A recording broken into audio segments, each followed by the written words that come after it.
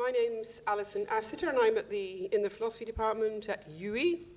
And this event is in two different kind of series. One is the Social Science in the City, which is a series of talks that take place in the city involving different people from University of the West of England. But the other is that we're doing a kind of Bristol launch of a relatively new journal. And we're all three of us are on the editorial board of this journal, which is called Feminist Dissent. And on your chairs, you'll see some flyers about the journal. I'm just going to tell you a little bit about the journal, and then I'm going to introduce our two speakers tonight. So the journal is, the title is important. The focus for the journal is partly that we're seeing across the world at the moment a rise in fundamentalist forms of thinking, fundamentalist forms of religion. And I'm not going to attempt a definition of fundamentalism because at least one of you, I'm sure, will contradict what I say. But broadly, what we mean by fundamentalist forms of religion is those forms of religion that look to give a very strict and sometimes literal interpretation of texts and don't welcome dissenting views. And that's part of the reason for our name, Dissent. They also frequently want to impose their views by violence, different forms of violence. And there are, of course, fundamentalist forms of Hinduism, Christianity, and at least Islam. There are others, but those are probably the three biggest forms. And we also think in the journal, one of the things we want to investigate is the links between forms of fundamentalism and gender. And if you look across the world, there have been many attacks, particularly on women, on reproductive rights, on girls. They're not exclusively, of course, the attacks that we can think of. They're not exclusively directed towards women, but many of them are. And so we want to explore in the journal the links between gender and forms of fundamentalism.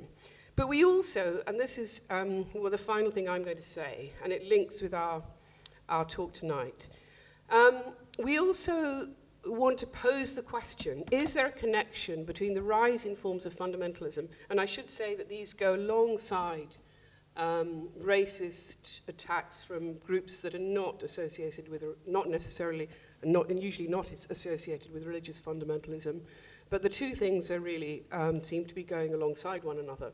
But the final thing is that we want to look at the question whether or not forms of fundamentalism are correlated with critiques of and attacks on the notion of a universal human right. And I think that links with the topic of tonight's talk. And I'd like to introduce our two speakers tonight. Who's going to speak first? She's putting up her hand to me. That's nice. So the two speakers are Pragna Patel, who's on my right here, on your left of me. And she is the chair and the founding member of Southall Black Sisters, and some of you, I'm sure, will know of the wonderful work that Southall Black Sisters do, not only in Southall, but in other areas as well. And on my left, and she's going to speak first, on my left is Geeta Sahgal, who is, she was the Secularist of the Year last year. Were you not? I thought you were. Oh, there you go. She wasn't. But anyway, she should have been. She should have been. She would have been if we had any say in the matter, but we didn't. She chairs the Centre for Secular Space, and she's a journalist and filmmaker, and she also used to be the head of gender at Amnesty International. So the two of them are going to talk on dissent and Sharia law in the context of austerity. So Pragna, first to you. Thank you so much.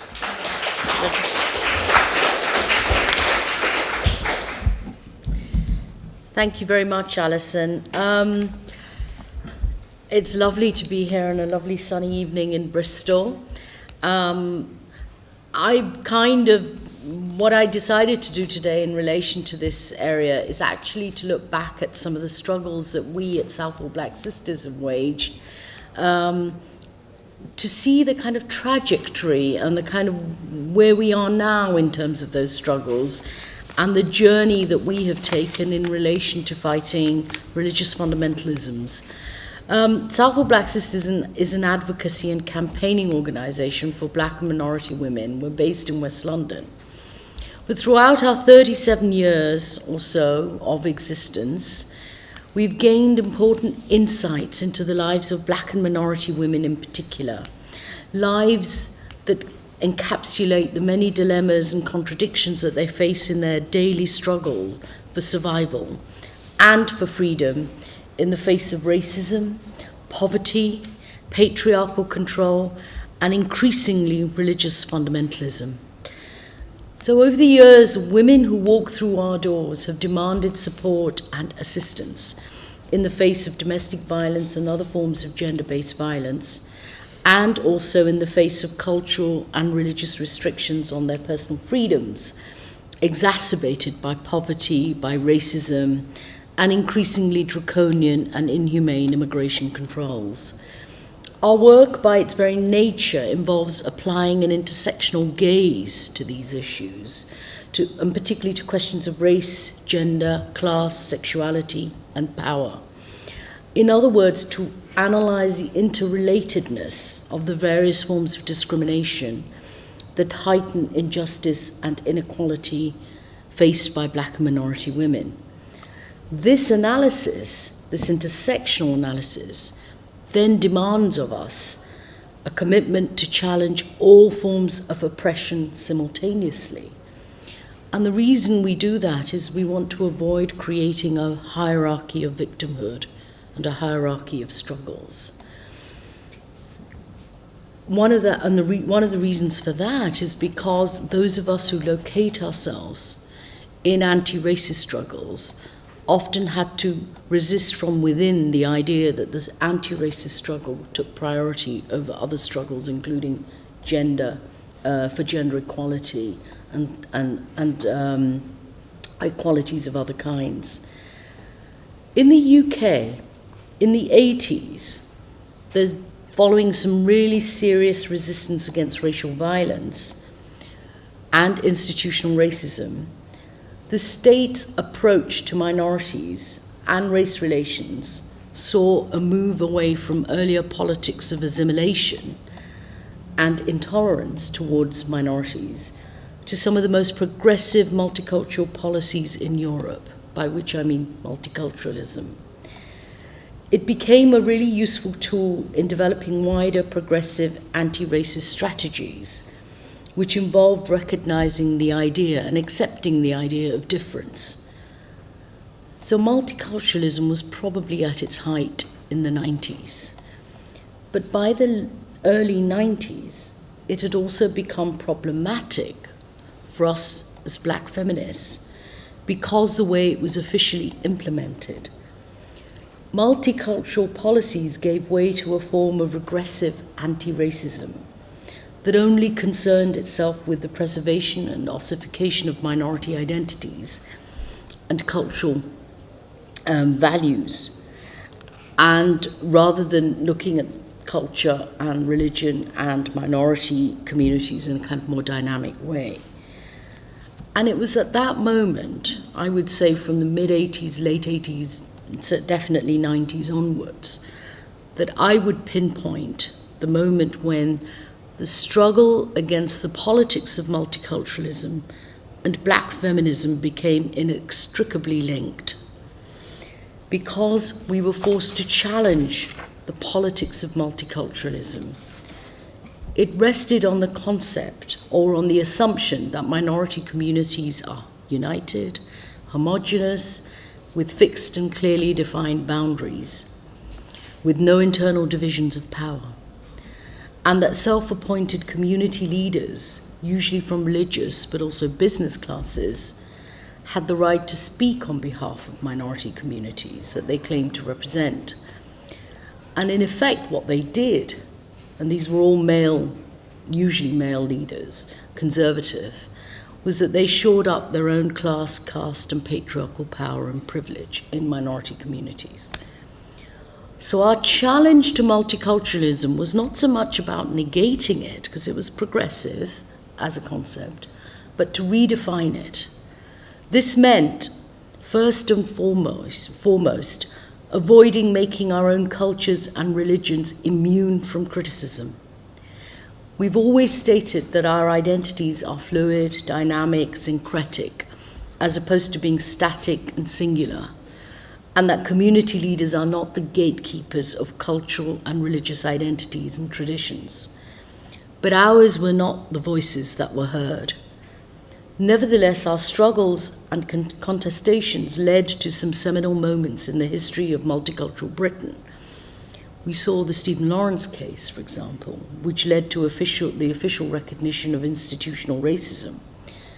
And by the late 90s, minority women's struggles led to the recognition of violence against minority women, including issues like forced marriage, honor-based violence, as an abuse of women's human rights.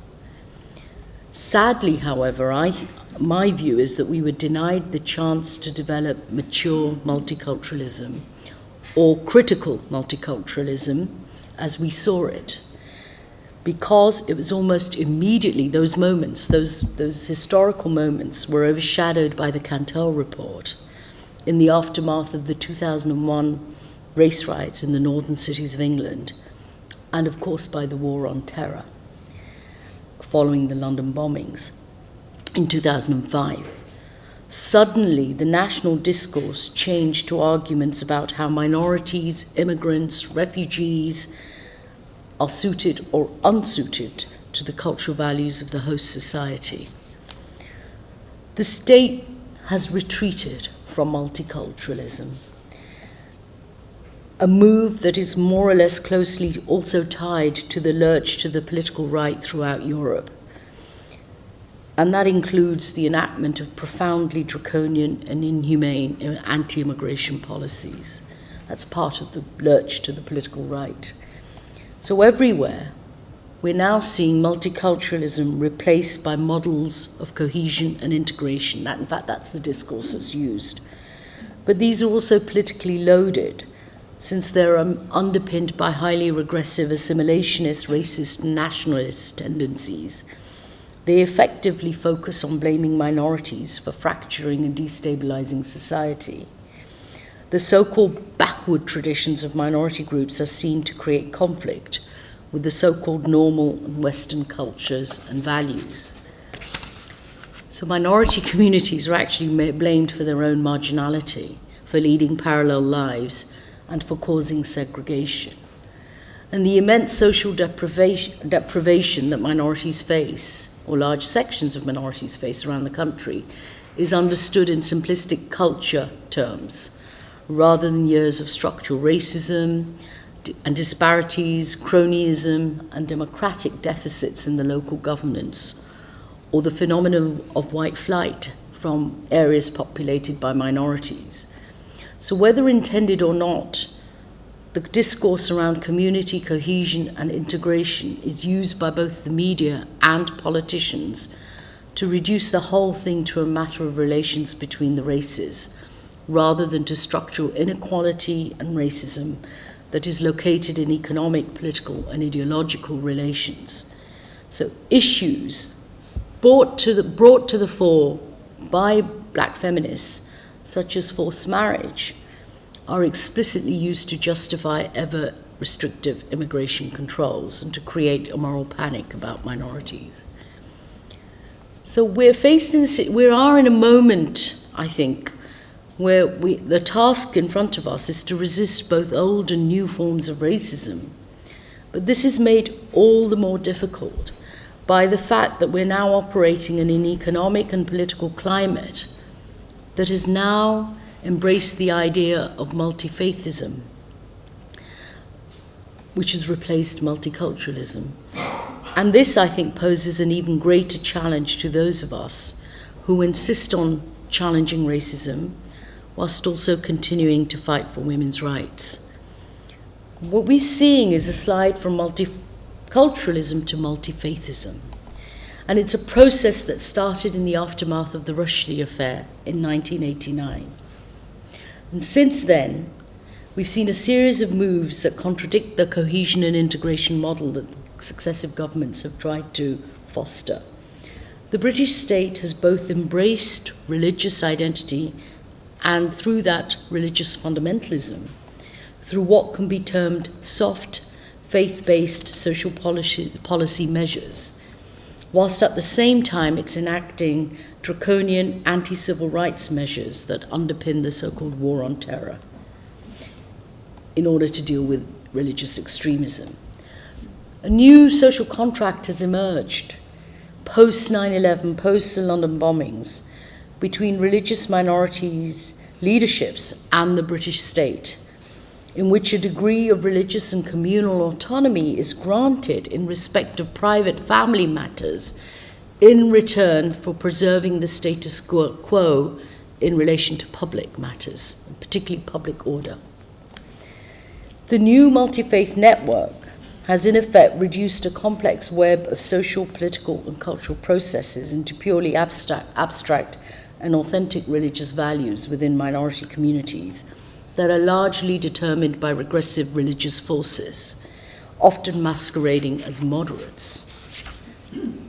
The reality is many of these religious forces portray themselves as moderates on British soil, but foment violence and fundamentalism abroad. And what we're seeing as a result of that fostering of that relationship is a defeat of the equality paradigm and the rapid desecularization of democratic, parliamentary, civic, and cultural spaces.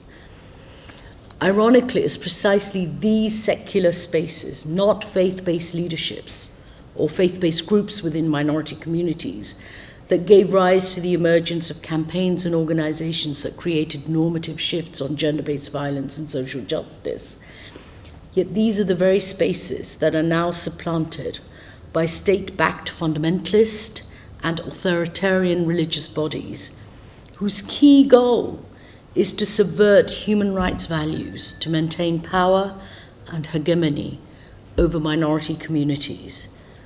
This has in turn strengthened religious identity politics and actually prevented a culture of citizenship and human rights from taking root in minority communities. The slide from multiculturalism to multi-faithism is perhaps nowhere better encapsulated than in the growing alignment that we're witnessing in this country of religion and the law. It is a phenomenon that is, of course, happening globally, but it's also happening locally in the domestic sphere. And those who are addressing it are human rights defenders, particularly women's rights campaigners. In his now famous lecture on the rule of law in 2006, Lord Bingham, who has since died, but at the time was one of the UK's most prominent judges, he said this. He said, "In a world divided by differences of nationality, race, colour, religion, and wealth, the rule of law is one of the greatest unifying factors, perhaps the greatest. It remains an ideal, but an ideal worth striving for, in the interest of good government and peace at home and in the world at large." He went on to outline the core tenets of the rule of law, which he argued were necessary for the proper functioning of a democracy. He said that this included the need for accessibility and certainty in law, the absence of arbitrary decision-making, equal application of the law, procedural fairness, and compliance with international, legal, and human rights obligations. So the principle of the rule of law in our work at Southall Black Sisters begs the question, how do you safeguard access to justice for the most vulnerable amongst us? It is a key question that's preoccupied us, but particularly in the last 5 years. Of course, access to justice has always been a central concern of ours, and we've long recognized that the law is an important site of contestation for feminists. And we've used the law in a variety of ways to ensure that the most marginalized and vulnerable can access their right to equality, justice, and fairness in civil and criminal proceedings. This has involved laying bare in the law, as it operates, class, race, and gender norms that reproduce inequality and legitimate exclusionary and discriminatory outcomes for various groups, including black women. But the struggle to access justice has now reached a crisis point for us. The ever-widening shadow of neoliberalism and the rise and dominance of fundamentalist religious identity politics has left us struggling on two interlinked fronts. First, we have to challenge the state for removing legal aid and services from, which in fact is a central pillar of the welfare state. Yeah? And that legal aid is removed from a huge range of civil and criminal matters. And specialist services are being decimated. They impact not only on individual rights, but also on our demands for institutional accountability in the face of abuses of power that are growing and not diminishing. And we're also facing another interlinked challenge, which is the increasing privatization of justice and the state adoption of a faith-based approach to the law itself, the multi-faith approach to the law. This has meant, amongst other things, challenging religious fundamentalists who use the moral and democratic vacuum left by the shrinking welfare state to influence and shape law and social policy. They are influencing with reference to a narrow, illiberal religious identity that they've come to define. And the growing emphasis placed on religious identity has in turn led to demands for the recognition of legal pluralism based on minority religious codes, especially Sharia laws.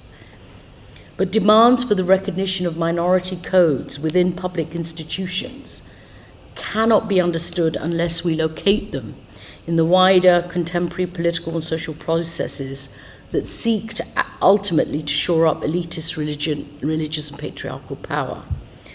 And that power is even less amenable to challenge and to accountability than the formal legal system.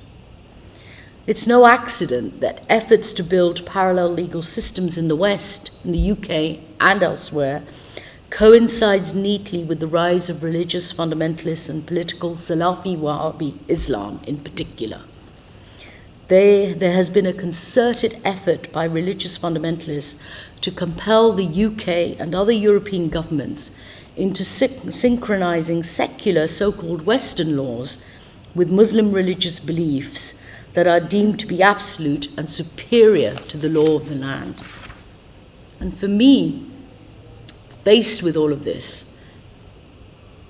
how to understand, well, a critical starting point in any discussion of the legitimacy of what are in effect parallel legal systems of governance is the question of what equality and human rights impact they have on the most marginalized in our communities, such as women and children, sexual minorities, and other religious minorities.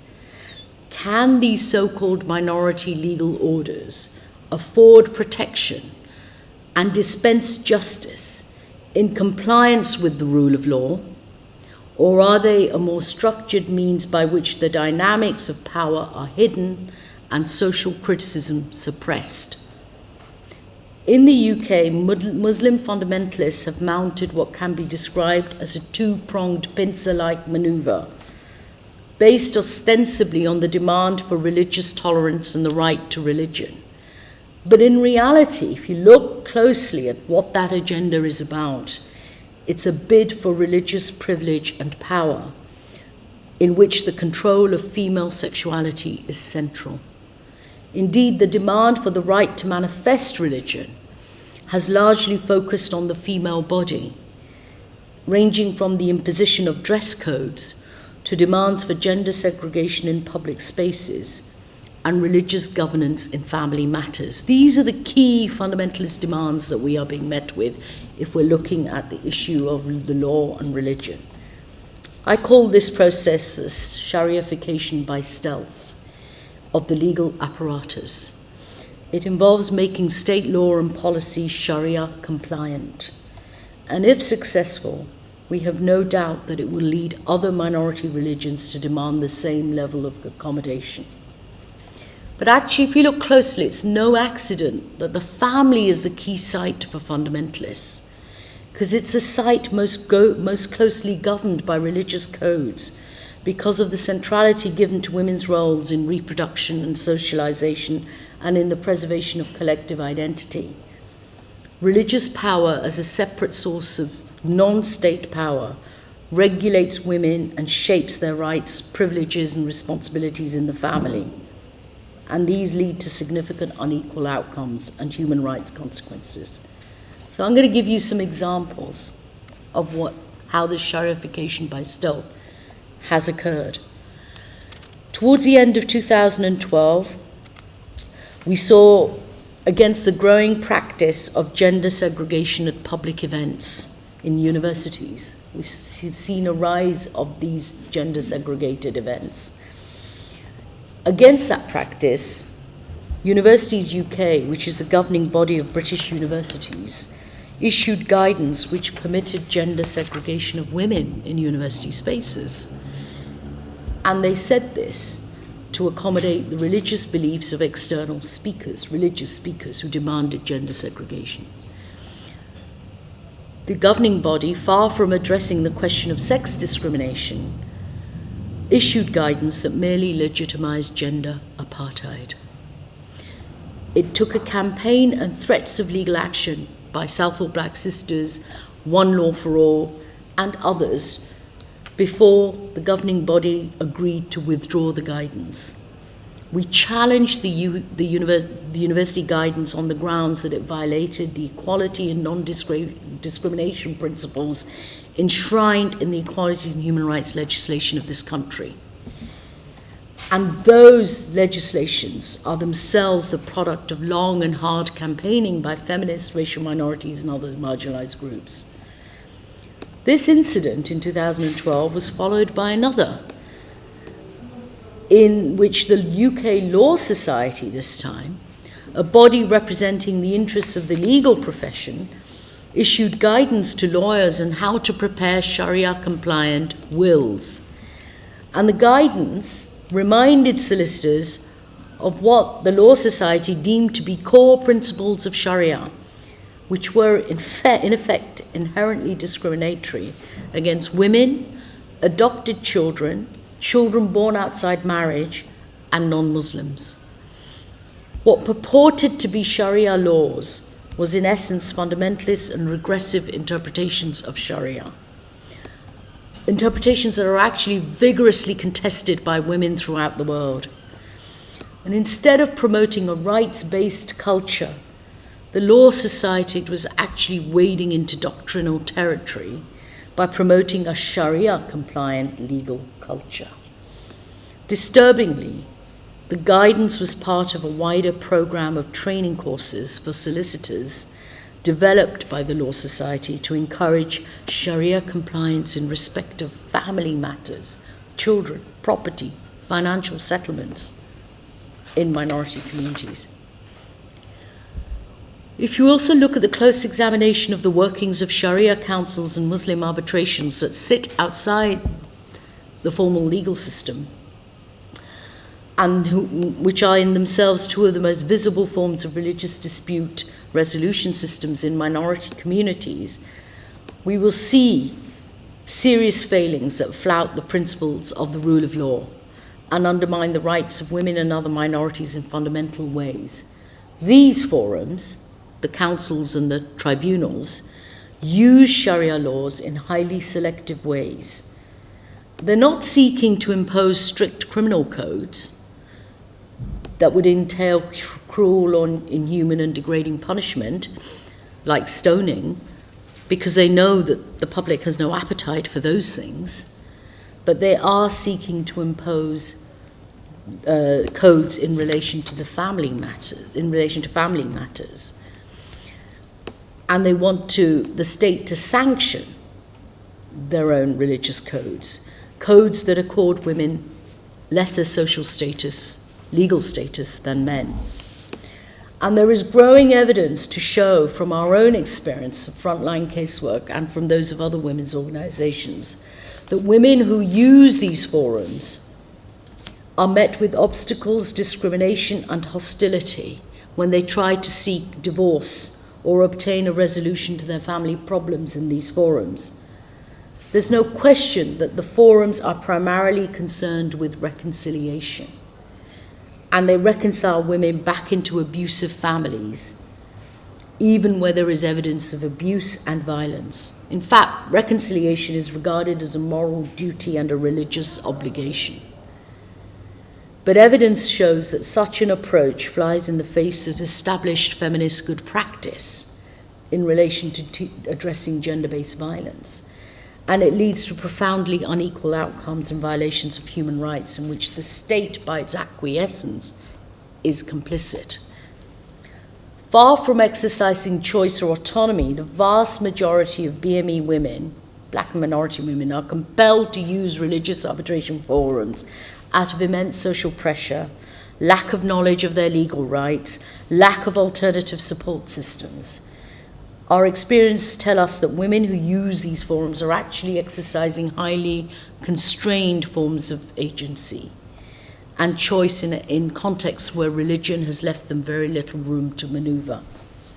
And if there is one theme that runs through the stories of the women who are interviewed by us, who engage with religious codes and forms of arbitration, it is that there is an assault that is taking place on a daily basis on their rights and their dignity. But actually, these women are really alert to the wider dangers of not keeping religion and the law separate. Here are some examples of what women have said to us. One woman said, "There is no need for religious laws, because if you look at the Hindu religion, we have things like sati, that's the immolation of widows. Everyone has the right to live. Hindu religion will never treat women equally. Hinduism says that a husband is like a god and not to answer back. Not right. Everyone should be treated equally in law." Here's another woman. "I'll be honest with you, as a Muslim, someone who believes in the purity of this faith, I don't like Sharia councils. I don't think they should exist. They are for men. That's it. It's predominantly men on those councils. So 4 or 5 men are going to sit around a table and decide whether I can file for this or not, when God has already given me permission to do it." And the third quote, "To be honest with you, the experience I've had with these Molanas and masjids telling me to be patient with abuse and violence. And I was saying, these Sharia councils are set up by men for men. That's how I see it. And as for mediation, I said it's past mediation. I don't want mediation or anything to do with him or his family, and he has no right to his children. The courts have already decided that he has no access to the children, and my daughter's turned 18, and she took out an injunction against him, and my other children can, when they are 18 as adults, they'll do it to protect themselves because they've seen what kind of a monster we've lived with, and they were on the receiving end of it." So for many women, it is not religious authority, but the formal legal system, no matter how imperfect it is, that represents their best hope of obtaining justice. It is the final safety net, and it acts as a crucial buffer zone between them and patriarchal violence and abuse of power that they experience in the family, community, and in religious institutions. So their experiences show that the space to manifest religion has grown, but the secular space that women and sexual and religious minorities, amongst others, need to be free from oppressive religious imposition and constraints is shrinking daily.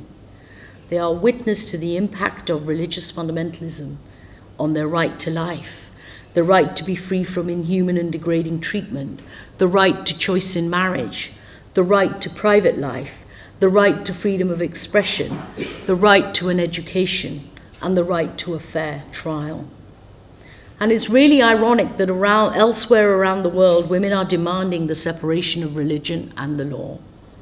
And yet many, including women's organisations in minority communities in the UK, are supporting the merger of the two in the name of religious freedom, which actually, if it succeeds, will only reinvigorate patriarchy. The bottom line is that all forms of religious authority and arbitration seek to remove women from the protection of the rule of law. And what worries me just as much is that many legal academics in Britain and feminist academics also promote legal pluralism, which they see as authentic community-based law. But what they are endorsing is an anthropological and theological approach to the law, which tends to ignore statutory law and evolving case law, even in countries that have Muslim personal laws. So as feminists, we have to ask ourselves some pretty hard questions. To what extent can we call the exercise of self-subordination to highly patriarchal practices a feminist choice? Can we afford to ditch our struggles over the years to ensure that the state adopts a rights-based approach to issues like violence against women? And thirdly, do we give up our feminist vision of transformation and equality by aligning ourselves to religious fundamentalists and multi-faith imperatives that ultimately close down crucial secular spaces of resistance and dissent? And I can't resist by ending with a quote from Rushdie, which began this whole process. I think it was his experiences around the publication of the Satanic Verses that foretold the enormity of the struggles that we now face. Rushdie gave a brilliant response to the late black British MP Bernie Grant, who on the anniversary of the burning of the Satanic Verses by fundamentalists said in Parliament, so this is Bernie Grant saying in Parliament, "Burning books is not a big issue for blacks." Rushdie responded by penning an open letter in which he said, You represent, sir, the unacceptable face of multiculturalism, its deformation into an ideology of cultural relativism. Cultural relativism is the death of ethical thought, supporting the right of tyrannical priests to tyrannize, of despotic parents to mutilate their daughters, of bigoted individuals to hate homosexuals and Jews because it is part of their culture to do so. Bigotry, prejudice, and violence, or the threat of violence, are not human values. They are the proof of the absence of such values. They are not the manifestations of a person's culture. They are indications of a person's lack of culture. In such crucial matters, sir, to quote the great monochrome philosopher Michael Jackson, it don't matter if you're black or white. In my view, any deviation from human values and human rights that people around the world have struggled for, that are universal because they have been struggled for by people around the world, any deviation from those values in the name of anti-racism or anti-Islamophobia amounts to an infantilization of our struggles as black women and represents the death of ethical judgment. Thank you. Thanks,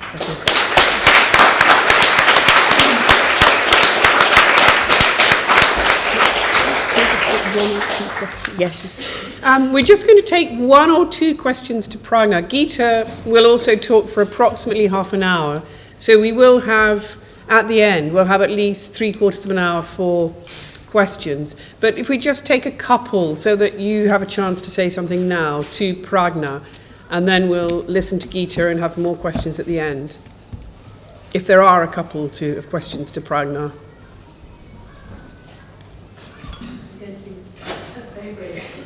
I haven't really formulated it properly. But my understanding of Islam is fundamentally about family. It's about the role of women. Could you hold it so that people can hear you at the back? Sorry, can you? Can you hear? No. Yeah, they're saying yes. Okay. Okay. What I was saying is that Islam is fundamentally about family, the role of women, inheritance, marriage rules and regulations. So how can somebody or a woman who is of the Islamic faith, how can she uphold any of the faith if you remove all of the, not legal, because it isn't legal, it's paralegal, but if you take away these values, how can she defend her faith in that light? So did everyone hear the question? Yeah? Okay, good. She was on mic. Good.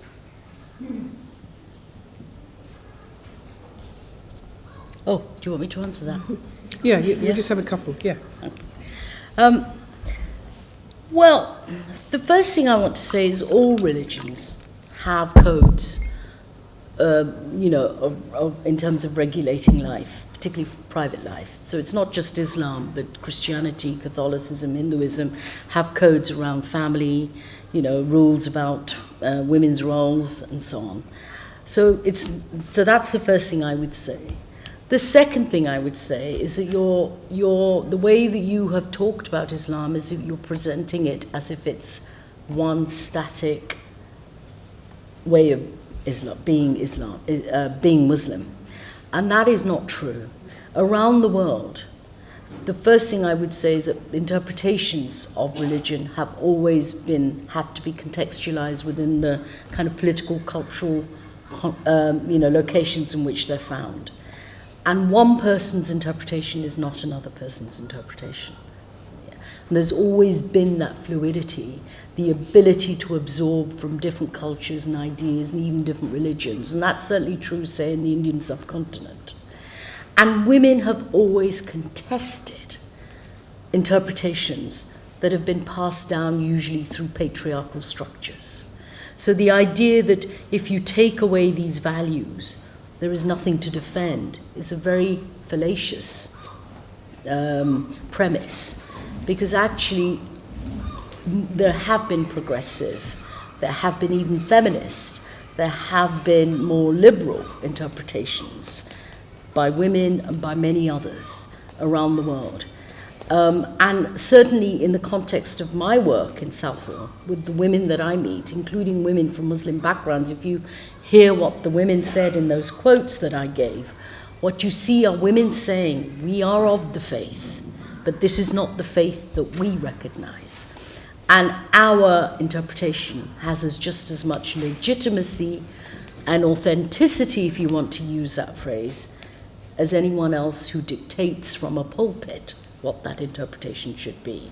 And actually, our research shows that a lot of the women want to invest their religion with very human rights principles. That the bottom line is their need for compassion, understanding, humanity, and equality. So the idea that the contestations of women is about taking away the faith is not accurate. Actually, they're redefining it to fit and to reflect their own social realities. Okay, thanks. We'll take one more question and then we'll listen to Geeta's presentation, and then there'll be plenty of time for more questions. If there is one more, yeah. Yeah, as an American who, in principle, and actually in large part, the U.S. is founded on the principle of a separation of church and religion, and it's this historic heritage. That's an odd way of putting it. Anyway, the heritage of the intertwining of religion and the state in the UK it's unseparatable. It's absolutely and totally intertwined, those religious values from they're absolutely intertwined. So I guess, my question is Is this part of a historic trajectory that goes back to whenever, and that as long as there is not a separation of church and state, how this conundrum, can it ever be solved? I think that is an important question, because in feminist dissent and when I wear my other hat, when I was part of a group called Women Against Fundamentalism, that was one of the first things that we were demanding, separation of the state and the church. Because in the UK, unlike the US, there's never been that separation. So you're absolutely right, the church is in the state is in the church. And until we get that separation, how do you deal with the conundrum when minorities want the same kind of privilege for religion as Christianity has been, as the Church of England has been afforded? I have to say that that's a very difficult struggle, and it is one that's become even more difficult because of the whole trajectory now towards multi-faithism, more religion in the state, because it's a way of dealing with the neoliberal crisis, the austerity measures and so on. It helps for the state to encourage religion to take over the role of the state in relation to delivery of services and welfare and so on. So that it is more difficult. But, you know, we have to also remember that the struggles for the separation of religion and the church have taken place, and it wasn't that long ago, and we were reminded, Geeta and I, when we were travelling to Bristol today, of how blasphemy laws have been abolished. You know, that was about privileging Christianity in law, but through struggle we did achieve that separation. It's more difficult now with more and more promotion of faith-based schools, faith-based services, faith-based laws, which is what I've described. That is a difficult task. But just because it's inextricably linked, I don't think it's inevitable. And I think that the more we see the contradictions emerge, we will see resistance too against that. Okay, thanks very much. Thanks, Pragna. We're going to move now to Geeta's talk. I think at least, Pragna, you've persuaded the seagulls, but they've stopped chattering now. So Geeta, we'll now listen to Geeta's talk for approximately half an hour, and then there'll be more time for questions. Those are really useful questions, actually, because I think they are precisely the things that are in people's minds, the separation of church and state, and then also the issue of whether religions generally, and particularly often Islam is named as a religion that's inherently a certain way.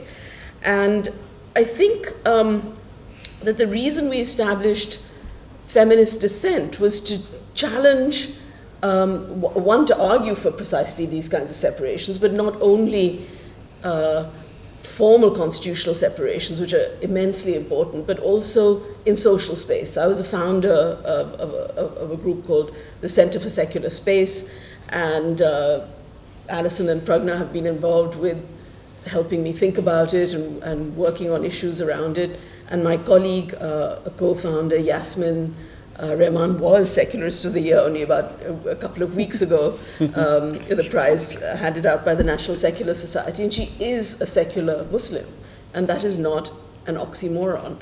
And as a secular Muslim and a feminist, she describes herself as a feminist who's not an Islamic feminist, because her feminism is not tempered by her religion. Her religion is her belief, but her feminism in relation to her work about the liberation of women, the emancipation of women, changing public policy on, she's a coordinator of a coalition on violence against women and girls in her day job, and so on, her feminism is not tempered by the particular beliefs, religious beliefs she holds. It's not restricted in any way by those beliefs. So she remains a believer and she remains a feminist, and she manages the two of them. It's not that it doesn't sometimes cause her difficulties, but it's not impossible.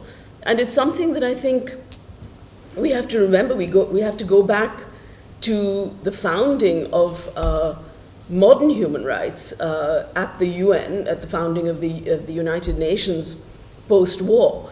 The founding of the United Nations is often seen as the victorious powers, the allies in the war who got together, to form the Security Council and to found the United Nations in the context of trying to have a system of world governance that would avoid war, never again. And of course, there was a democratic administration. There was Roosevelt, one of the, really great leaders of not just of the United States, but of the world at that time. And Eleanor Roosevelt, who was a feminist, who were very instrumental in bringing about a cooperative order and founding the Universal Declaration of Human Rights. But that story, told as one of largely the Western powers, but also including the Soviet Union, getting together to found this UN, leaves out a very important story about anti-colonial resistance, about small states, whether they were from Latin America, which had become independent across the 19th and early 20th century, and the very newly decolonized states of India and Pakistan, when the British Empire started decolonizing, who were also at the table, and who were at the table, in fact, before the UN was, at the establishment of the United Nations itself. My grandmother was an Indian nationalist who spent time in jail, and she was sent by Gandhi to do battle for the cause of India's freedom, and with the backing of the Roosevelt administration, where at that time, it's hard to remember now, but Americans were anti-imperialists, and opposed many things about the British Empire. And so that sense that states got together in order to make the Universal Declaration was very much something that was seen by peoples all over the world, colonized peoples who were seen as subject peoples, as their way of claiming a universal citizenship, a right to citizenship, which they didn't yet actually have.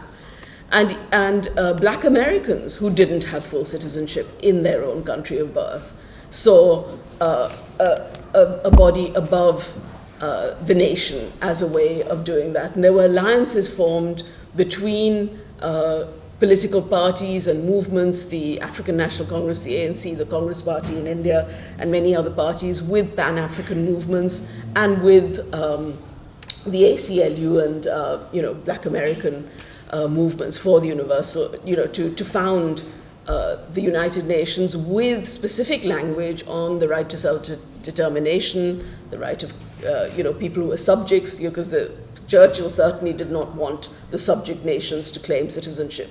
His freedom was never the freedom of the British Empire. It was the freedom only of the island of the British Isles. So there was a contest about empire and the ending of empire within the founding of the United Nations, and women were absolutely central to that debate. Not only Eleanor Roosevelt, who was very well known, but a number of Indian feminists who came to the table, and one of them, Hansa Mehta, who was a feminist and a nationalist activist, said that if you don't say men and women are equal in dignity and rights at the beginning, the men will think that it is only about men. Because Eleanor Roosevelt said, the term men and mankind includes women. And she said, no, it doesn't for many of the men at the table. You have to make the women explicit. And Begum Ikramullah, who was a Pakistani feminist representing the Pakistani government and the Muslim League, was also at the table and challenged the Saudis on issues of forced marriage and choice in marriage. They didn't have the term forced marriage at that time, but the issue of choice in marriage is there right at the beginning of the Universal Declaration. And believe me, it wasn't put there because Western feminists or Western women thought it should be there, because it wasn't something that they necessarily would have thought about very profoundly. It was there because a number of people, including across the race divide, because interracial marriages were not permitted at that time in America and many parts of America, the US, as well as in many other countries in the world. So it crossed the racial divide, and it also crossed, it was also about choice in marriage, for people who came from systems where They didn't have such choice. So for us, the issue of religion of itself is not a barrier to the idea of human rights. But it's not that all religions are patriarchal. All religions have to be challenged within a space that is broadly a secular space, because you cannot challenge their power unless you can think of something like the Universal Declaration, like the fact that people, as human beings, gather together in order to frame the values by which they want to live. And it is certainly possible, and was possible, in the late 40s after the Second World War ended, for human beings from across the continents and across the races to gather together in that space in order to decide that they would live by values which they called universal. Now, these values, as Alison indicated, have been under attack not only by the far right in all its forms, as in fascist movements and extremist nationalist movements that are rising in many countries, but also by religious fundamentalist movements, which we also think of largely as far-right movements, although they often cloak themselves in a kind of left populism, as indeed did National Socialism originally. But the attack on universal values has also come very much from within academic establishments. So that feminist dissent has within it many academics who stand against that, as Alison does. She's written a whole book on universality. She had an article in the first issue of Feminist Dissent on universality.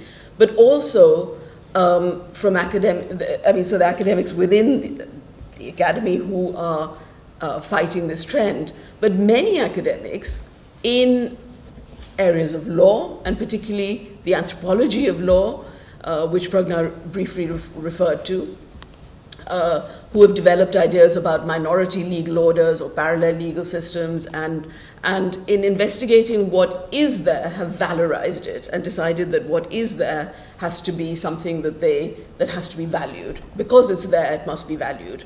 And that, if you're a feminist, is rather difficult, because if we decided that everything that exists has to be valued, then we might as well just consign ourselves to chattelhood and slavery and give it up. I mean, feminism is fundamentally about changing things that are there and things that are sanctified, and so that is what feminists do. But even gender studies in many places, in this country and in the US and in many other places, has embraced, in fact, very peculiarly via, and I didn't intend to talk about this, but if anybody wants to in the questions, we can try and address it, via queer theory. You might think that is something that is very challenging and unsettling of established values and religious values and so on.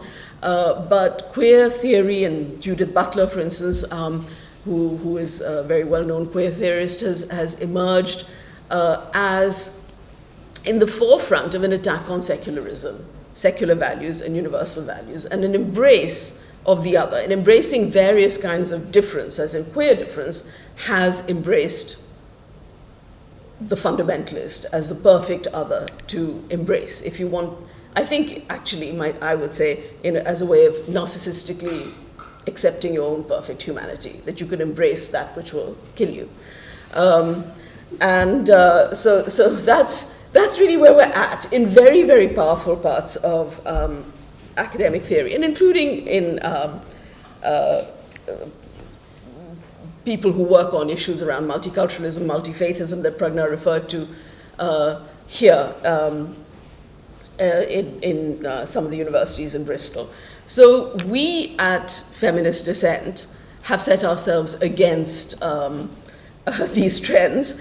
And I think Alison forgot to mention, this is a free online journal. You don't have to pay anything for it. It's open access. Just, Google Feminist Dissent at Warwick University. It's hosted at the moment by Warwick University. There's some wonderful feminist dissenters at Warwick University who helped to get us the backing of the university for it. So you can access it very easily. So what we set up to challenge was this, as Alison described in the beginning, I mean, we're quite happy to debate issues of religion, but the main issue we're concerned with is issues of religious fundamentalism. And by religious fundamentalism, we mean very rigid versions of religion which insist that they're the only true ones. They're always highly selective. They're not ever the text. They're the text as read in a 20th or 21st century manner. So it's actually a very postmodern discussion of religion, and it exists in all religions. I mean, we cannot live in the era of Trump without realizing that not only is the Ku Klux Klan resurgent, but which of course had planted burning crosses at people's gardens, but also various forms of fundamentalist Christianity which are dictating attacks on abortion and so on, which happened before. We've been here before. It happened under the Bush administration. The Bush administration greatly restricted the provision of development funding, for instance, that happened in abroad, and did things that would have been unconstitutional in the US, but they were allowed to do in foreign countries in terms of restricting who got what. Stopping giving money to organizations that were seen to be promoting abortion, and also that worked on issues around prostitution. They had to make a sort of anti-prostitution pledge. So, we have the Christian area of work. We also have, as very, very seldom discussed in this country, a rising fascist movement, which is called the Hindutva movement, which has actually seized power in India. I mean, seized power by electoral means, has had a stunning victory in a major state in India, which is over 200 million people. But it seeks to turn India from a secular state into a Hindu state, and in which the Indians who live there, who are not Hindus and don't profess to be Hindus, should be invited back, as they say, to the fold, so that Muslims and Christians and Buddhists and so on would be encouraged to reconvert, because they conceive of everybody who lives in the land of, the geographical area of India as being essentially Hindu, and they haven't recognized their essential Hinduness, and if they don't recognize it, then they should be, they'll be, they're anti-national. And this is extremely serious. I mean, it's leading to lynchings, it's leading to threats to attack people who are eating beef or who are suspected of eating beef. It's leading to a very, very severe gender politics where people are actually crushed. If they're couples who are holding hands or courting, and actually people, have to meet in public spaces, because people often who are not very well off don't have private, they can't go to restaurants, there's no private space where they can meet or enclosed public space. They meet in public parks and so on. And they're being attacked by what are called vigilante police, which are a slight oxymoron. So it's a very, very serious situation. It's not something you're going to hear about very much, because this government, which claims to be anti-extremism, is of course courting the Trump administration, hoping to get its trade deals, and it's courting India and hoping to get its trade deals. Not only courting both these administrations about their trade deals, but also is embracing the political leaders and trying to associate themselves with the political ideology. I mean, Cameron had a huge campaign rally with Prime Minister Narendra Modi when he came here. And Narendra Modi, until he was elected Prime Minister, was denied visas to many countries abroad because he was implicated as Chief Minister in having had major massacres of Muslims on his watch as Chief Minister of a particular state in Gujarat. So it's just a brief, very brief roundup of how the issue of religious fundamentalism really affects our daily politics in all sorts of ways and in very global ways. I mean, and one of the area of Turkey gets some attention, usually around bombings that happen there, ISIS bombings and so on. Also Turkey's crucial role as a NATO ally in keeping refugees and holding, as a sort of holding pen for refugees.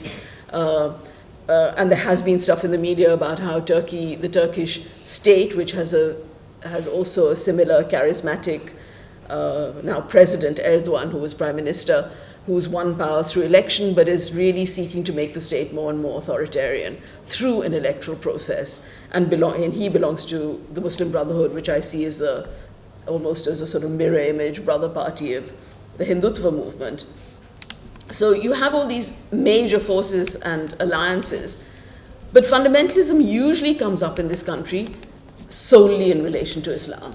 Now, we don't duck the fact that it is related to Islam as well, and that there is a problem with Muslim fundamentalism, which sometimes shades into terrorism, but whether it's terrorism in the form of planting bombs in Western countries or a wider form of terrorization through blasphemy laws, through declaring people apostates, through pushing women into subordinate positions, so that the kinds of laws that Pragna was referring to and that the women that she quoted were referring to were responding to, which go under the label of Sharia law, or in fact, some of her quotes were about women from other religions who were also rejecting their forms of religious law.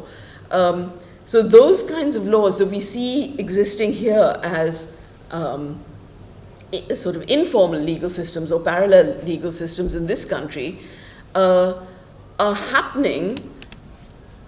It's important to recognize, not simply because they're inherent to the religion, but because they are inherent to the religious fundamentalist movements that are very active in this country and that have been tolerated in this country and given public space in this country by successive governments. And I think that is the issue that we have to hang on to. It's not about whether women will feel that they cannot be a certain way because some women do feel that, but what we have to unpick is what is the political process, what is the ideological process, what is the theological ideology that has caused women to feel that way. Now, when we took on the challenge, and we've been taking it on for some years, Pragna through Southall Black Sisters, myself through working with Southall Black Sisters, but through the Center for Secular Space, but also under the umbrella of an organization which was founded some years ago by an Iranian feminist and communist activist called Mariam Namazi, who founded an organization called One Law for All. So that is a specific organization, but it's also the coalition under which we work. So SBS is part of it, an organization called the Iranian and Kurdish Women's Organization is part of it, Center for Secular Space is part of it, there's a Bangladeshi women's organization called Nari Diganta. So it's basically a lot of feminist organizations. There's also British Muslims for Secular Democracy, which is feminist but not specifically women's organizations, and the Center for Secular Space. We're all part of this One Law for All coalition. And we took on the challenge of challenging the government around the issue of Sharia laws. But I'd say we did it in a different tone from the way it is done normally in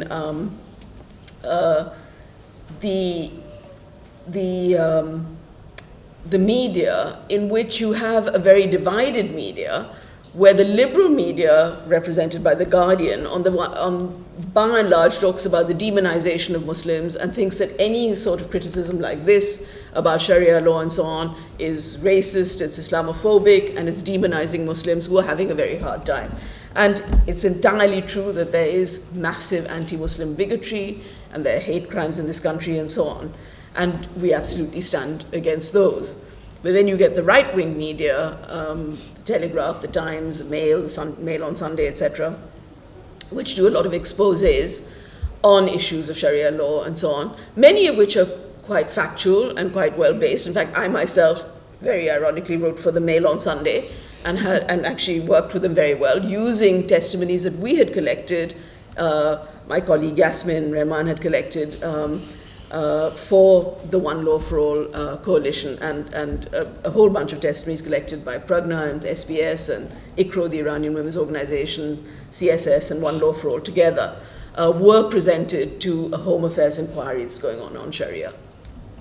But what happened was that this coalition that we have, although we were really anxious to have an investigation on Sharia in this country, actually we were anxious to have an investigation on all parallel legal systems, and that's what we advised the government. We said, when they announced a Sharia investigation, we said, well, that's good, but we'd really rather have it broadened because there are issues in many forms of religion, that a lot of fundamentalist Christian movements, for instance, have very secretive elders meetings and groups and courts and so on. And what's happened is that we have actually managed, although we would have thought you were the body of feminists, activists, secularists, who would have most welcomed having a Sharia inquiry, we ended up boycotting the review that the government had, because that review had appointed a theologian at its head, 2 imams as advisors, who were part of a regulatory body that should be, in fact, under investigation. And yet they were advising this review. It wasn't open. We accepted the need for certain secret, hearings in private of women who wouldn't want to depose in public, but they had no open material there at all. On the other hand, Parliament also and also they were tasked to find good practice within Sharia. And this language about finding good practice within the Sharia councils, so instead of investigating, the task of the review was almost to actually find the good things in them, to look at whether there was discrimination and to look at the good practice. So the good practice was assumed, and the discrimination, it was acknowledged there might be discrimination, but it wasn't assumed. So on all these grounds, we decided we had to boycott this very secretive and dangerous review that the government has actually ordered. However, the Parliamentary Home Affairs Select Committee had a review which had similar language. But being a parliamentary committee, and because we believe in working with democratic processes and using our civil rights to the full, we decided to cooperate with the parliamentary committee, and that has produced, it hasn't produced its findings.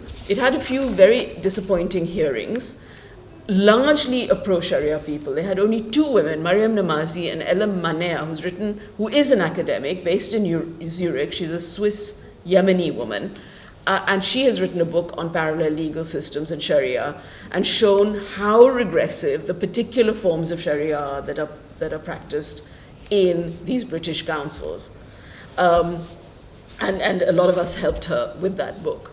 And there were only 2 people with a secular position. Otherwise, there were Islamic feminists, there were people who promote Sharia in the Sharia courts, and there were also a number of depositions from us which exposed who is running these Sharia councils, and showing that they do see themselves, although they now claim that they are not a parallel legal system. There was a long time, and I think we won that argument, although we're at the moment losing the war. We won the argument that it's dangerous to have separate minority legal orders, because at one time there was an argument from the anthropologists, the legal anthropologists, the closet Islamists and so on, saying that minority legal orders are a good thing. Now what we found is that virtually all the academics who put submissions into the Home Affairs Select Committee blandly accepted a very sanitized view of what these Sharia councils do. In other words, they accepted the PR and they put it in as their findings, and they said all they're doing is providing women a service by getting them a religious divorce. And it was a finding of our joint coalition in our joint discussions, and my work with, for years, with Pakistani feminists, men and women, who had looked at what's happening in Pakistan and the legal changes that have gone ahead in Pakistan, and showed how these councils over here are not only a threat to British law and justice and British citizenship, but are trying to undo legal changes that have occurred within Muslim personal laws in countries like Pakistan and Bangladesh, and indeed in Egypt and other places. They're actually trying to undo those changes and create a version of Sharia, which they claim is, of course, immutable and the only version and so on. And that actually the key thing was the fact that they are selling these divorce certificates, so-called, when in Islam, if we go back to what Islam is supposed to be about, marriage is not regarded as a sacrament. It is a legal contract. And the courts in Pakistan, Bangladesh, and many other countries accept British civil divorces as the legal divorce. And yet, women who have those civil marriages still feel they're not properly divorced unless they have religious divorces as well. And so they go through those processes of humiliation and so on, where their divorces are delayed. Even if they've had a civil divorce, the Sharia court doesn't accept that they've actually been divorced. And it says, there's no divorce over here, it's not happened. And they put them through all this humiliation, and then eventually they sell them a piece of paper, which is quite worthless, which says actually you're divorced. And so they're trying to create a separation between the civil divorce and the religious divorce. And all the legal academics looking at this, except for a few like Ellen Maner, the legal academics and the anthropologists and the others, are saying this is fine. This is working in concert with the British legal system. It's okay. And one of the reasons they say it's okay, because Orthodox Jews have Beth Din, which do exactly this, and which the British courts have accepted, and which in fact they defer to in various ways that we can discuss in the questions. So I'm just trying to find my conclusion, which is somewhere in there. No, I actually wanted to, Pragna had said lovely quotes. I thought I can't be outdone with Pragna's quotes. I must quote something. So what we have really is something that's almost unbelievable. We have the police working with these councils. We have charitable status given to many of them. We have a recent report in the Times that recruitment to the British Army, a private meeting held in Sandhurst with religious leaders and officials from Sharia councils. The British state, and it is the Conservative Party and the British state, not just Labour. In the right-wing press, you'll hear about Labour's relations with Islamists, and they are very close and they are very dangerous. But believe me, this is a problem that cuts across party lines. It manifests in different ways, and this is the Conservative British state and the counter-terrorism lobby that have promoted these Sharia councils as one of the ways of controlling Muslim communities and selling women's rights while they're doing this. Now, years and years ago, some of you are older, or some of you have read the history of the Irish Troubles, will remember a case called the Birmingham Six, where 6 men, a pub in Birmingham was bombed and many, many civilians died. And 6 men were wrongly arrested and incarcerated for many, many years. And they had appeals that failed and failed and failed and failed. And they failed because, as a very famous judge called Lord Denning said, that this was an appalling vista, that if we accepted the appeal, he said if they won, meaning the right to appeal, it would mean that the police were guilty of perjury, that they were guilty of violence and threats, that the confessions were involuntary and improperly admitted in evidence, and the convictions were erroneous. This was such an appalling vista that every sensible person would say, it cannot be right that these actions should go any further. And what I submit to you is that we are facing this appalling vista of a state that is utterly implicated. It is, these courts are not just happening in back rooms unknown. That is happening, but they are happening under the noses of the community police and under the noses of counter-terrorism officials. And they're happening because this state is allowing them to go on. And what we suspect will happen with these reviews is that they will propose a form of regulation which will allow them to go on existing and which will slightly sanitize them at the edges. And that is extremely dangerous, and it is an appalling vista, and it is upon us now. Thank you. Thanks, Geeta.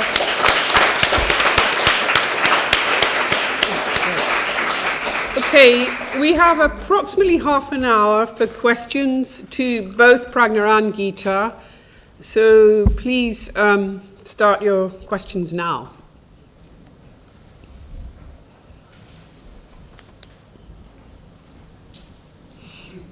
Thank you very much. That was a really fascinating talk. I just wondered if you would say a little bit about what you would think would ideally happen with regard to what the state might do, because there's one thing if the state is supporting these Sharia councils, but what would you like to see? And would it be possible, in fact, to prevent them from taking place? Sure. Are we going to take several questions or one? Let's take a couple of questions at a time. But let's have another one to Geeta, if that's okay. And then we'll open it up to both talks. One here. Following on from that question, where do you both see the seeds of dissent, if you like, organised dissent? Where are the most important levers that we might use, either in legal professions or independent organisation or in the academy itself? Okay, thanks. Let's have Geeta. Do you want to respond to those two? In Canada, there are two sorts of these religious councils. Some of these are these semi-legal ones, which some of them have charitable status and so on, so they have been recognized, but they haven't specifically been endorsed. I mean, the law hasn't specifically been endorsed. So they're now actually using that. So at one time they'd say, this is a minority legal order and that's great. But now they're saying, but actually we're not endorsed by the British system. So we're just there as a voluntary body that people just come to voluntarily. They've changed their arguments because we made such strong arguments against this parallelism that they're saying, but actually it's not that, it's just voluntary, it's alternative dispute resolution, because that's a great new buzzword that has to happen, to cut costs in family law and with legal aid cuts and so on. So in Canada, there are arbitration tribunals that have been formally established, as well as these other, more hazy bodies. In Canada, the Canadian Council for Muslim Women and some anti-Sharia campaigners and the YWCA got together and made different sets of arguments, where they basically said we want abolition of arbitration in family matters, all family matters. We want to stop this. It is not useful. It actually denies us our rights under the Canadian Charter of Rights. It denies us our constitutional rights. And they succeeded. And what's really interesting is that all the Sharia promoters in Britain quote a document that was written by a senior legal officer arguing for these Sharia councils and arguing for a pro-legal system. And what they never mention is actually she was defeated by a feminist coalition, including many Muslim believers, many women who were ex-Muslims or, who'd come out of Muslim backgrounds but were atheists and apostates and so on, and Christian women who said we're joined together to, to have a strong constitutional foundation. So that, we have a very good, and we're friends with those people, a very good example of how it can be opposed. And the government could also, try many different measures, which they're not willing to do, because they will not take them to court for fraud, for misrepresentation. I mean, my Pakistani feminist friend, who's a man, Sohail Varaich, and who's written on these matters, said, what country allows people to go around calling themselves judges? A judge is a judge. It's a very honored position. And here they are, they call themselves, now they've started calling themselves religious scholars, but until very recently they were masquerading as judges. And the women who went to them often thought that they do have that power as judges. So there are lots of measures that could be taken, but I think my message to this audience, which is, I would guess, largely, not a Muslim audience, is that you actually have the right to speak up on these issues. I wouldn't essentialize Islam. I wouldn't demonize Islam. There are many Muslim feminists who are at the forefront of this fight, and there are many people who have chosen to leave Islam, and like Mariam Namazi, who is an apostate and calls herself an ex-Muslim, precisely because one of the things that she's shown in very powerful evidence to the Home Affairs Select Committee, that they are not only involved in divorces, but also in producing fatwas and so on blasphemy, apostasy, and many other matters. So they don't keep within the law of the land. they are actually contravening human rights law and potentially, in many cases, violating the criminal law of this country by, for instance, tacitly, if not explicitly, promoting polygamy. So, people have not taken on that fight. I mean, we have, but we really encourage you to join us in it. There's a very good conference coming up in July on apostasy, on freedom of expression and apostasy and so on. It's in London. It is expensive because we don't have money. We do not have liberal funders funding us. We do not accept money from right-wing sources. So, for instance, there are Christian fundamentalist trusts that will campaign against Muslim fundamentalists, but we don't accept money from them. So, unfortunately, it has to be paid for. But if you look up One Law for All, and look up the Conference on Freedom of Expression, issues like this will be discussed there, and in Feminist Dissent. Okay, thanks. Now, I'm just going to take a couple more questions, so we have time for you to have you guys to have your chance to respond or make points. Yeah, please. Thank you for two fascinating talks. I'd like to ask the speakers if they could comment on the French state's reaction to fundamentalism and the consequences of this for feminist dissent. I wondered if that would come up. Let's take one more, and then I'll give each of Pragna and Gita a chance to respond. Did I answer the woman who asked the question over there? The first, the second one. What did she ask? Thank you for the talks. I found both of them really interesting. And I learned a lot, factual stuff. And I'm kind of afraid that maybe I have a boring question, but it's a question about the Butler thing. The question about? Judith Butler? Judith Butler, yes. And it's two points. I wonder whether Butler doesn't have a point in criticizing some interpretations of universalism. So rather than just criticizing universalism, I guess that is going too far. But she's pointing out that there's a biased interpretation of universalism.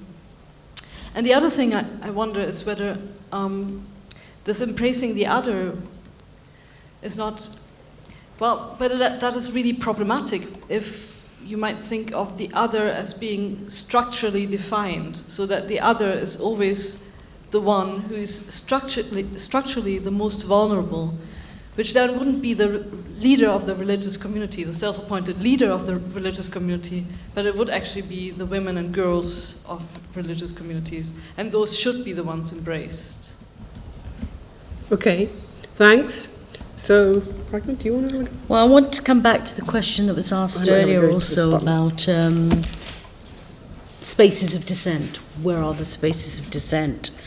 Where are the seeds of dissent? I actually think women are dissenting in all sorts of ways around the world against these kinds of religious impositions by fundamentalists. But they're not the voices that are heard. And I think the problem becomes acute because they don't have the organizational backing. Okay, and when people decide to interpret what they're saying. So, the women who come, for example, at our doors, and the kind of quotes I gave, those are not exceptional quotes. They are routine criticisms. They are daily criticisms of women who say that we want to dissent against those aspects of our culture that we do not recognize, or religion that we do not recognize, and retain those that we do and value. That is a moment of dissent. It's an act of dissent. And our job is to support that. It's to support that voice, to facilitate the spaces so that they can articulate that dissent, and to connect with other women who have similar experiences. So that's one area in terms of the seeds of dissent. And from that, we're able to articulate their kind of collective experience.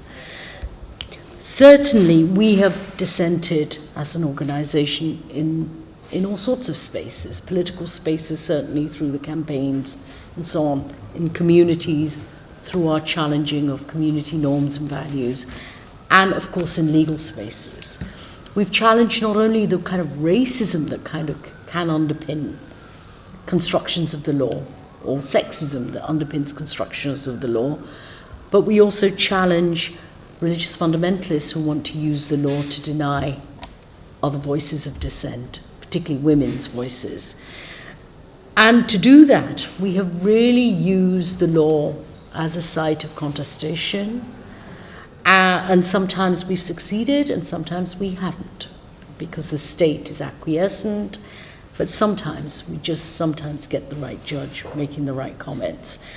But we've had to use the human rights framework, the Human Rights Act, and the equalities legislation to challenge in those legal spaces.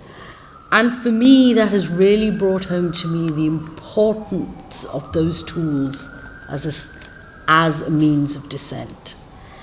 It's not the only space of dissent, and as I said, more likely than not, we get thrown back, we have setbacks, but it is a really important site of contestation and dissent, and we must use those laws. And that's why, for me, the most agonizing thing of this moment is not only are we up against religious fundamentalist forces in all religions that want to subvert the human rights framework, but we're also up against a state that wants to get rid of the human rights. So, for example, Brexit. In the context of Brexit, we have a state talking about repealing the Human Rights Act.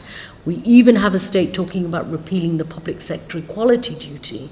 Both of these have been used by us to challenge gender segregation in schools, in universities, and the kind of Sharia-compliant policies that we see coming through in institutions. So the legal space is also really important. Finally, the seeds of dissent are global. And for us, the important thing is not that people aren't dissenting, they are, but are we listening to those stories? Are those stories in the forefront? When at a time when, as Gita describes, there's a left and right media that's up against us. But trying to get those stories out, trying to get that account out, and by doing that, also creating networks of solidarity, which helps only to build that dissent. So those are just some of the ways I think that we're trying to, where the seeds of dissent are, and what we have to do is try and join up these dots. I'm just going to use my position as chair for 1 minute and say something about Dagmar's point. And I know Gita also wants to respond, and we will respond to the question about France as well. I'm sure we won't ignore that one. But I just want to say, Dagmar made the point that surely Judith Butler has something going for her when she says that certain versions of universalism are not acceptable. And I'd just like to say, yes, it's true that, for example, early versions of the expression of human right applied only to men. And obviously, feminists pointed out that human rights, that this wasn't a genuinely universal application of the notion of a right. I was at a conference in the US last week where a woman from mainland China was saying that in ancient Confucianism, even the concept of a person, which we take for granted in the notion of universal human rights, may be different. So you could have, for example, in the Mandarin Chinese symbol of a person, you have two. So a person might be two. So it's always possible to rethink what constitutes the notion of the universal. And if, insofar as Judith Butler is making that point, but I'm not sure that she is actually, I think that we can always say that there are certain notions of what appears to constitute the universal which are actually only partial. And so we have to rethink what is universal. But I think what we're trying to do is recognize that although there's cultural diversity and cultural relativism, that need not and ought not to lead to a moral relativism. And we ought to accept there are certain norms which apply to all. And if they don't genuinely apply to all, then they're not universal. I think that would be the response. But you made another point, and I think Gita will probably respond to that. So now I'll go back into chairing. And Gita wants to respond to that point, but also to, I think, the France point. France is, of course, a vast country. It's large. It's not monolithic. It is a country that values the concept of laïcité, their version of secularism, which is different from the US version of separation of church, the wall of separation between the church and the state, and different again from, say, Indian versions of secularism. But I think the French, there are two things about the French. One is, of course, the huge rise of the fascist movement and the claim made in the name of the Republic. And of course, you know, that appears to be a universalist claim, the language of the Republic and the language of universalism, colonized by Marine Le Pen in a sort of semi-sanitized. In fact, I think the sanitization of her fascism is happening as much in the British media as anywhere else, where she pops up commenting about Brexit and so on, as if she's just another commentator with, you know, legitimate views that we should be listening to seriously. So I think that's very frightening, what's happening there, and her racism and her anti-Muslim racism is terrifying. But I think that many steps that the French state has taken at different points have been very much misunderstood. And I think the hijab ban in schools, which stemmed from a very early law that prohibited any obvious religious symbol, and which was taken after a lot of depositions and discussion, a commission of inquiry where many women and young Muslim women came and spoke about how frightened they were about what was happening, about the way their bodies were being controlled, about rape, you know, in the banlieue, the, you know, various areas of where largely, you know, French Muslim citizens, very, very marginalized people lived. And where there was a fight very similar, we feel a lot of fellow feeling when Pragna and I have heard speakers from France who are of Algerian descent, from left-wing backgrounds, who are feminists, speaking about their fights against the police on the one hand, the burning of their communities, standing there, trying to protect their community centers as young men rampaged around, but also trying to protect their communities from jihadism, from growing fundamentalism, from the imposition by these young men who have little control over anything else of the bodies of their women, their sisters, their girlfriends, and so on, of gang rape happening, and so on. You know, it describes a worse version of the things that we have to deal with here in Britain, in the communities that we have worked in and work in. So that language is there, that discussion is there, it's very vibrant. There's a huge misunderstanding in most of the Anglo-Saxon press about what Charlie Hebdo stood for, because for the French left and for secular French Muslims, they were absolutely on their side. They were on the side of people who were marginalized and oppressed by racism, by the Pope, by the mullahs, by Marine Le Pen. I mean, they spent a lot of time attacking the French National Front and anti-immigrant rhetoric and so on. And none of that's understood. So there's not one question about France. There's a France of Charlie Hebdo, there's a France of Marine Le Pen, there's a France of our friend Caroline Fourest, who's one of the best writers on unpacking what the Muslim Brotherhood and the more sophisticated versions of the Muslim Brotherhood, Tariq Ramadan, who's welcomed at, you know, British universities and so on, stand for. In the area of work that you do you ever find that you struggle to draw the line between what is kind of a moral high ground and what is just kind of cultural imperialism? Because obviously it's not the law which is the moral high ground. I don't think that's what you're arguing. Correct me if I'm wrong. Great. Okay. I'm sure they'll both Prana and Gita will want to say something in response to that. Is it acceptable to have women on Sharia councils? You know, Gita was describing the two inquiries that are running parallel at the moment, the Home Affairs Select Committee and the one ordered by the government, which is chaired by Dr. Mona Siddiqui, a woman of Muslim background, a religious scholar, in fact. The issue for me isn't whether women are on the council. The issue is what the politics of these women are. You know, would you accept a leader of the Church of England, or not Catholic Church so much, but a leader of Church of England who subscribed to homophobia, or wife beating, or stoning of women for adultery, you know, or who part of wider Christian fundamentalist movements, anti-abortion, interested in protesting outside abortion clinics? just because they are women, would you find that any more acceptable? So for me, the question has never been just about female representation. It's more about the politics and the values that women represent. After all, in my area of work, one of the, a large section of the perpetration of domestic violence and other forms of violence is from mother-in-law.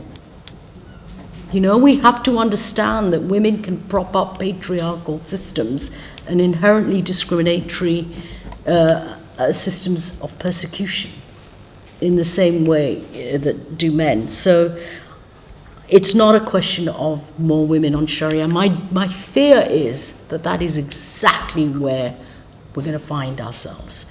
That the kind of light regulation solution that Geeta was cautioning against, which is what the government is probably going to, what the Home Affairs Select Committee, maybe the other inquiry is likely to recommend, is if only there are a few more women on these Sharia councils, which are inherently discriminatory against women, sexual minorities and others, it'll be all right. So it's like tinkering on the edges, or as long as representation is all right. But the problem is that we're fed up with representational politics in and of itself. It's not the answer. It's what the values are, what the ethos is, what principles lie behind these things. So, no, is my answer to that. Okay. Okay. Thanks. I'll come back to the question about drawing. Yeah, go on. The nuanced position, do we ever find ourselves in a nuanced position where, between moral high ground and cultural imperialism? I think it's, one of the things that prevents us from, I think, moving towards cultural relativism, even when a situation is a bit more blurred, is to remember that what we're talking about are ideological and political processes. And once we understand that these are power politics, it's possible to tread that minefield and come down on the right side. Let me give you an example. There was a woman not so long ago, if you remember the Luton case of a young woman who wanted to wear the full niqab, except for the bit covering the eyes, to her school. It was a case of Shabina Begum versus Denby School. And she was very happily, it was a school that was largely Asian. Muslim girls largely went to it. They had a uniform, school uniform, that was carefully drawn up. The policy was drawn up as a result of consultation with parents, with the school community, and so on.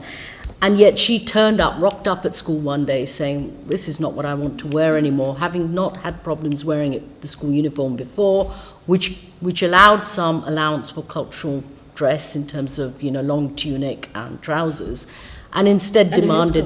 There was a headscarf. And the headscarves, of course, headscarf optional. And she rocked up wanting to wear the whole works. And the school said, no, that's not the school policy. And she insisted, and so the school expelled her. So then she took the school to court on the grounds that her right to education and the right to manifest religion had been violated. It was only when it got all the way, I think, to the Supreme Court that the nuances were unraveled. Okay? So what we saw was the way in which, if you saw it just as that, you might struggle. You might say, well, what's wrong? Here's an individual young woman. Isn't she empowering herself by turning up and wanting to wear what she wants? Isn't she exercising her agency and autonomy? But actually, when you looked at the political context and the processes at work, you realized it was another story altogether there. And that was that the person who was insisting was not herself, but her brother, who was part of the fundamentalist group Hizb ut-Tahrir, who wanted to use this as a way of attacking secular education in and of itself, and to argue that Muslim children should not be educated in secular state schools. And he used his sister as a conduit for that campaign. And the other thing that came out in the narratives was that the other majority Muslim girls did not want this dress code imposed, because they felt that if the school caved in, they would in turn be coerced through peer pressure and in other ways to wear that dress when they didn't want to, and if they didn't, they would be seen as bad Muslim girls. And so the courts had to weigh up in what was a very careful weighing exercise, her interest, Shabina Begum's interest, against the interest of all the other girls who didn't want it. And so here was a situation which on the face of it you might think is a young girl exercising her agency. But actually when you unraveled it and you pulled it apart, you saw that what was at the heart of it was a fundamentalist-driven project. And I'm really grateful to the courts, and particularly to Lady Hale, who is the only feminist judge in the Supreme Court, for understanding that this had wider ramifications. And so the Supreme Court said, no, your right to education and your right to manifest religion were not violated. Thanks, Brian. I'm going to let Geeta have, you're going to get the last word. And I think then after Geeta's responded, or if she would like to respond, I think that will be the end. Please do stay around if you want to continue having little drinks and chat. You can get food here, as you well know. So Geeta, and then I'll wrap it up after Geeta's had the final word, unless you want to say anything else. Fine. That's right now. Okay. But I think the cultural imperialism question was a great one, related to the Judith Butler question. I was just a couple of days ago at a really, truly appalling conference, which was full of Christian feminists. And so we got sort of gender-based violence 101 from somebody who kind of discovered it recently. And because they're Christian as well as feminists, they kept telling us that actually women commit violence as well, and we mustn't run away with the idea it's all about male violence. And we know, as Pragna said, that women do commit violence. But, you know, we're looking at power structures as well as, you know, what individuals do in that situation. So they drained it of any kind of feminist or transformative element.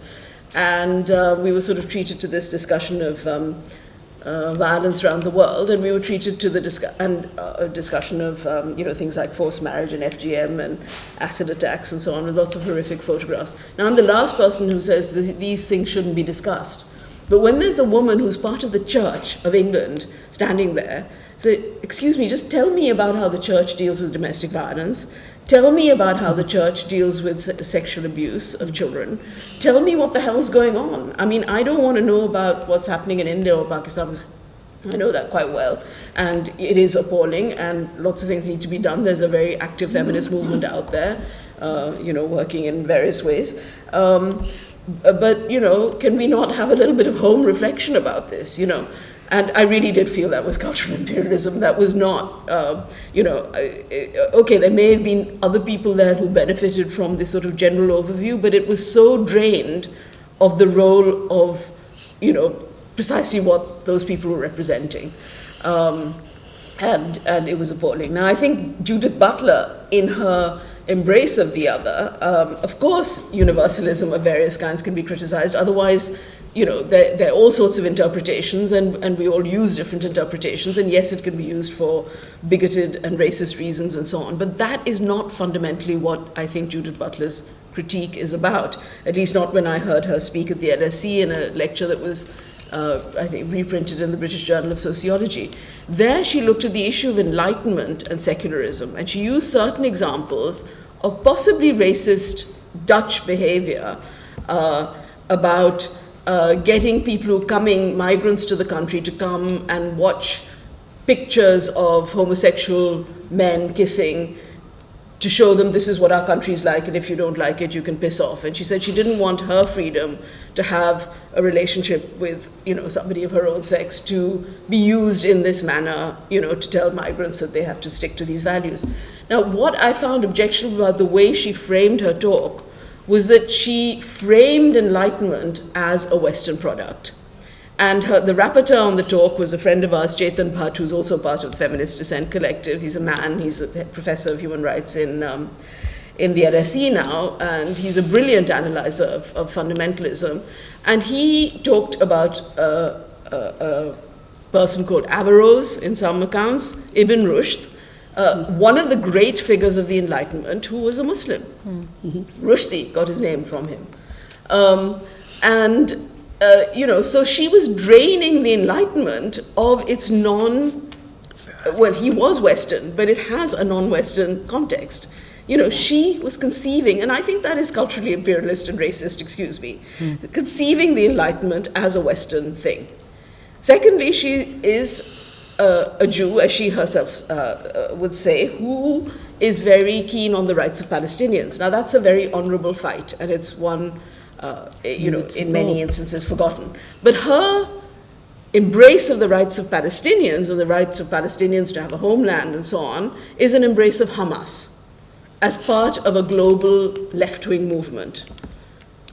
Now, the Palestinians I know don't love Hamas.